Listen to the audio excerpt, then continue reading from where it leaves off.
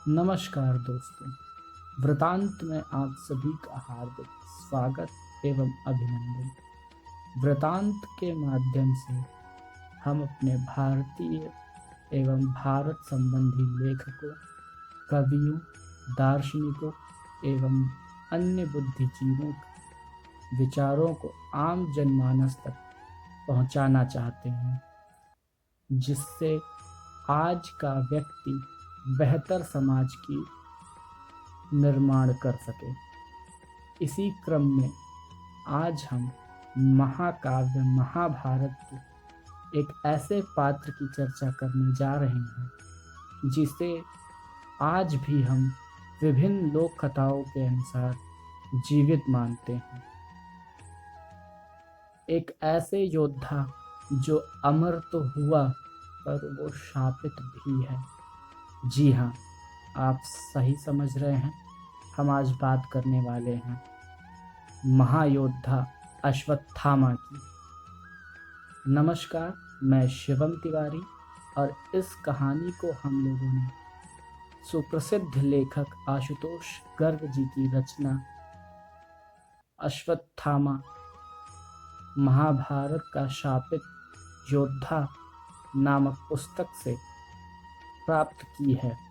जिस किसी महानुभाव को इस कहानी का विस्तृत पाठन करना हो वो इस पुस्तक का पाठन कर सकता है।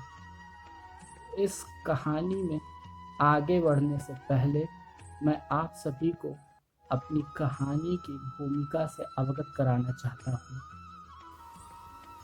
पौराणिक साहित्यों में दो ग्रंथ सबसे अधिक लोकप्रिय माने जाते हैं, जिनमें से एक है रामायण और दूसरा महाभारत। जहाँ एक और रामायण भाइयों के बीच अटूट प्रेम को दर्शाता है, वहीं महाभारत राजतंत्र और कूटनीति पर आधारित चचेरे भाइयों के बीच हुए रक्त रंजित युद्ध को दर्शाता है।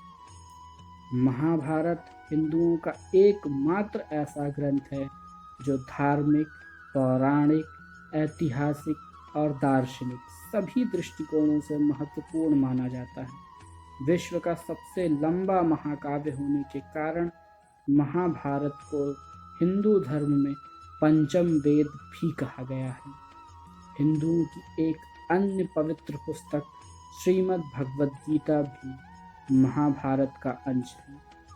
संपूर्ण महाभारत में 1,00,000 से अधिक श्लोक हैं। वेद व्यास द्वारा रचित महाभारत की एक अन्य विशेषता भी है, वो है उसकी विशालता। इसका अनुमान उसके प्रथम पर्व के एक श्लोक से लगाया जा सकता है, जिसका अर्थ है जो महाभारत में है वो संसार के कहीं न कहीं किसी न किसी स्थान पर अवश्य मिल जाएगा, किंतु जो महाभारत में नहीं है वो संसार में अन्यत्र कहीं नहीं मिलेगा। महाभारत में 18 की संख्या को विशेष महत्व दिया गया है। कौरवों और पांडवों के बीच युद्ध 18 दिन तक चला। दोनों पक्षों की सेनाओं का सम्मिलित संख्या बल 18 अक्षौहिणी सेना था, जिनमें 11 अक्षौहिणी सेना कौरवों के पास थी और 7 अक्षौहिणी सेना पांडवों के पास थी।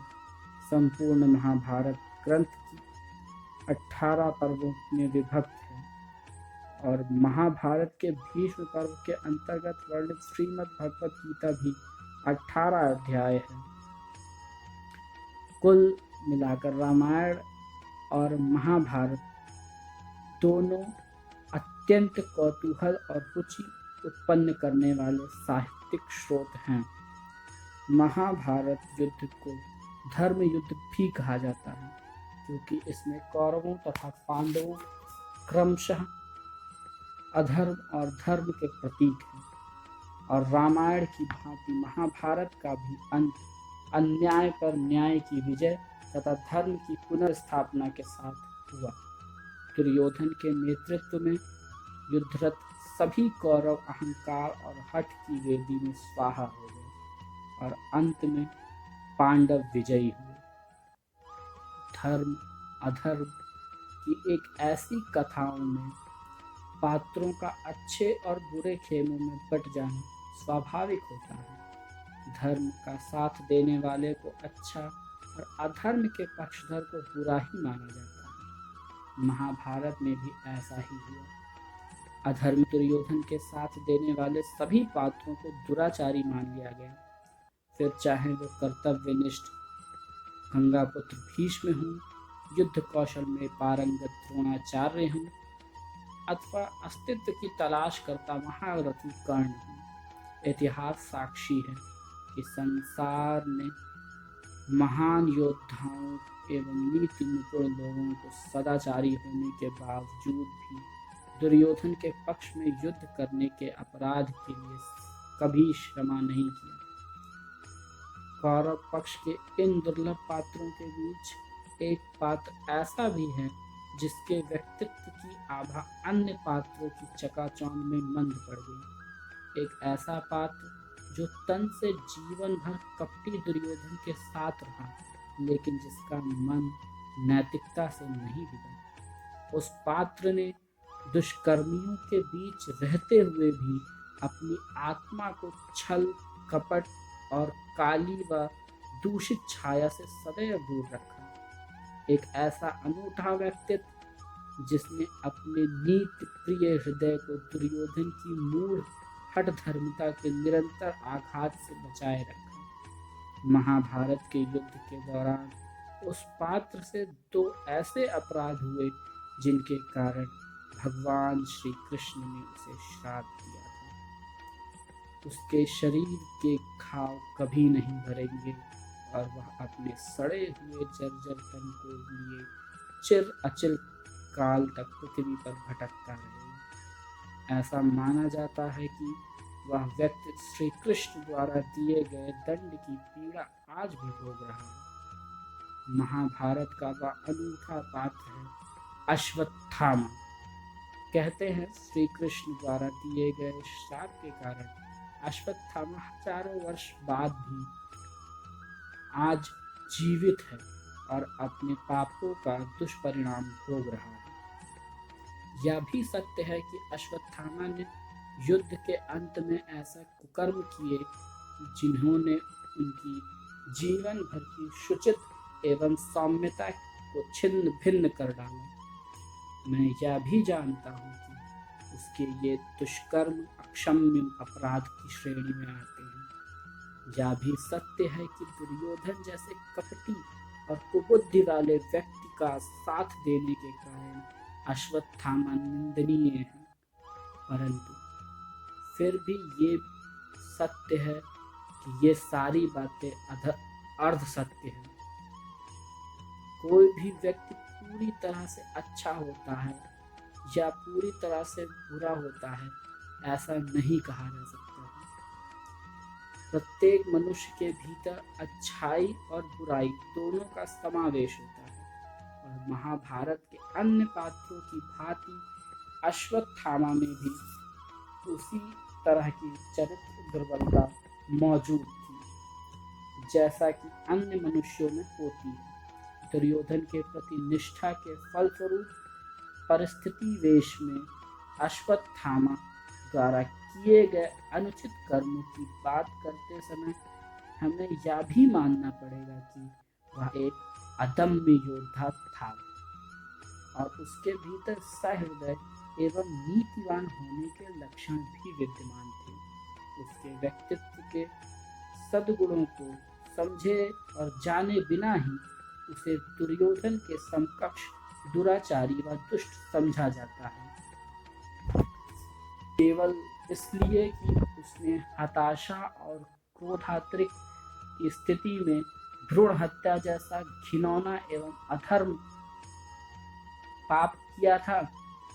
उसके व्यक्तित्व के अन्य गुणों तथा चारित्रिक विशेषताओं की सिरे से उपेक्षा कर देना उस महान योद्धा के साथ अन्याय है। महान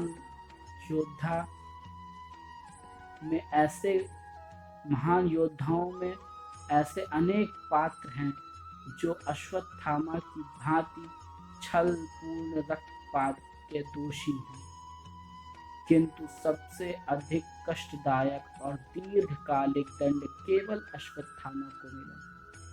ये भगवान श्री कृष्ण के दंड विधान को चुनौती देना मेरा लक्ष्य नहीं है, क्योंकि श्री कृष्ण स्वयं ईश्वर का अवतार है और ईश्वर के विधान में त्रुटि होने की कल्पना करना भी व्यर्थ है। इसी तथ्य को ध्यान में रखते हुए अश्वत्थामा भी उस शाप से उत्पन्न कष्ट को भोगने के दौरान आत्ममंथन व निष्पक्षता से अपने व्यवहार का विश्लेषण करता रहता है। वह अपने जीवन की अच्छी बुरी घटनाओं को याद करता है तथा कृष्ण द्वारा दिए गए उस अत्यंत दीर्घकालिक श्राप के कारणों की खोज करता रहता है। अंत में वह श्री कृष्ण के उस विकट श्राप का औचित्य समझने में सफल हो जाता है। उसे पता लगता है कि श्री कृष्ण ने उसे भयंकर दशा में जीवित छोड़कर आधुनिक मानव को महत्वपूर्ण संदेश दिया है। मैंने बचपन से ही आज तक जब भी महाभारत की कथा को पढ़ा सुना, मेरे मन में अश्वत्थामा के प्रति सदैव सहानुभूति व करुणा के भाव जागृत हुए। इसलिए मैंने सोचा था कि यदि कभी महाभारत की किसी पात्र पर कुछ लिखने का अवसर मिलता है तो अश्वत्थामा पर अवश्य लिखूंगा, क्योंकि मैं चाहता था कि लोग अश्वत्थामा के व्यक्तित्व को परिपाटी से थोड़ा हटकर समझने का प्रयास करें। यही कारण है कि मैंने इस उपन्यास में महाभारत की गाथा को अश्वत्थामा के दृष्टिकोण से प्रस्तुत करने का प्रयास किया है। उसके सहृदय पक्ष और उसके करुणामयी हृदय को उकेरने और श्री कृष्ण का सदियों पहले दिया संदेश अपने सुधी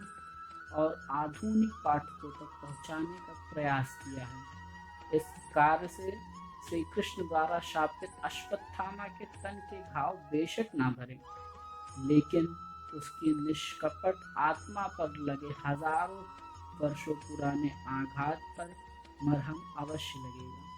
आजकल अनेक टीवी चैनलों और सोशल मीडिया आदि में अश्वत्थामा के प्राचीन मंदिरों और जंगलों में दिखाई देने की खबरें अक्सर देखी जाती हैं। यहाँ तक कि अश्वत्थामा को खोजने के प्रयास भी कई बार किए गए हैं।